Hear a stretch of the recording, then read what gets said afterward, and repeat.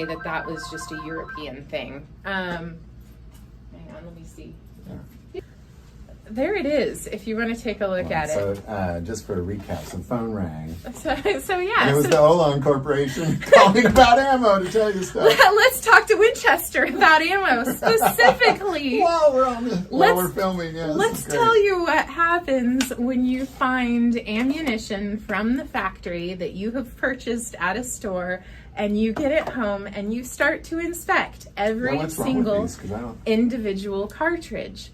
So as you're looking at this cartridge, it's not noticeable to most people until you start to look at the neck of the casing. This is where the neck is actually compressed down to hold the bullet. Yeah. And in this area right there, there is a very large triangular shaped divot. It's a machine mark. Something was in there. It's almost like it got folded or something. I don't know, as you crimped it. I am not entirely certain how that happens, as I am not the expert on reloading. Out of 40 individual cartridge cases that we looked at, we only found the one, and I have no idea how we found that in the store. It was just a random fluke. Sometimes you'll open a box of ammo, pull one out to show somebody a cartridge, and then we got to look and went, oh heck.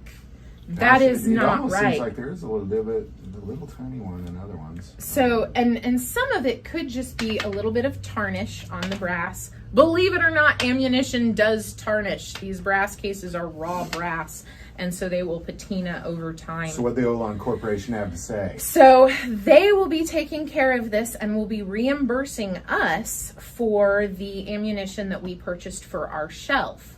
Now, if it was a customer with the same issue, you got it home and all of a sudden that ammunition just is totally broken in some way, shape, or form. And you're like, really shouldn't shoot that through my gun.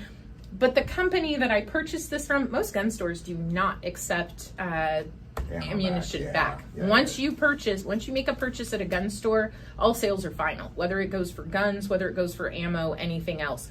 We cannot comfortably tell a manufacturer once that ammunition leaves the door that it hasn't been tampered with in any way, shape, or form. So this obviously didn't leave the door. So this did not leave the store, and we found it here. And so once you find a manufacturer defect, it is your responsibility to contact the manufacturer and let them know. And they're going to want to know some information. They're going to want to know where you purchased it from, how much you paid for it. If you have your original receipt, that is so helpful. And then they'll also want some information from the box. There is usually a lot number for the ammo printed on the box. And this tells you, okay, where the run, it tells them how the run was made, when it was made, how many boxes were in that lot. They can go look up everything. And if they get enough recalls on certain lot numbers, they'll recall that whole lot number. Just look into it. Every year there's a lot of recalls on certain lot numbers, not just on ammunition, but on other things too. Toasters, teacups, I'm sure, but there's recalls. So now, generally speaking, how are companies on being like, are they just like, we will send you a new box, or sorry about that, or is it kind of a runaround? Some of them are I've never sent back ammo before. Very easy. This is my very first time that I have had to send back ammunition or contact a manufacturer on defective ammunition. So I can't speak to everyone's individual experience. This experience has been drug out. We purchased these in November.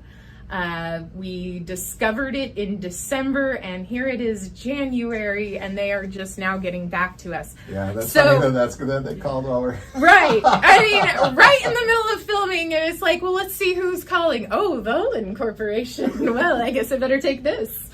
That's funny. So don't be in a hurry, I guess is what you're saying if you have bad ammo. Don't be in a hurry.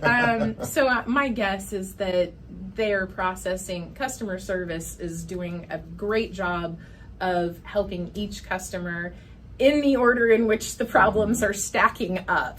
So I can only imagine that with holidays and everything that went, everybody is finally just getting back into the swing of things, and hey, oh yeah, let's finish taking care of the things, wrap up. So I was listening to your phone call with him, and something you said that's so true is if a human does it, there's gonna be errors. You know, like somewhere you just got to figure out where those errors are. But I think that also speaks to, you know, because I've had firearms where I'll, you know, own them for years and I don't ever have a problem. Then for some reason I have a problem with one round. I think that just speaks to really, it's not, you know, there's a lot more to what's going on with that ammo than one might think. Yeah, you have a lot of different variables that you have to account for, and so yeah, you put a human being in the mix. We're here, we are humans, we do make errors, we do know that. Yeah. So you do have to account for a margin of human error, and at some point, yeah, I can see how this was missed, because if you tilt this, I was looking around. I was like, well, what's wrong with it? I handed it to you first. Yeah. And in the light and everything like that, that almost doesn't look like a divot until you run your nail over it or something over it. And then you can feel, oh, yeah, that is not just discoloration or something. There is actually a defect in that. It does happen. Any manufacturing process is going to kick out something that is not up to their quality control, not up to your quality control standards at some point. And it's just as simple as reaching out to the manufacturer. If you have the original box, it is so easy to find the contact information. Unfortunately, most gun stores will not be able to help you, but the manufacturer who made the ammunition will happily, most of the time, and responsibly take care of the issue. Awesome. So that it happens. It happens. It really does. I wish it didn't.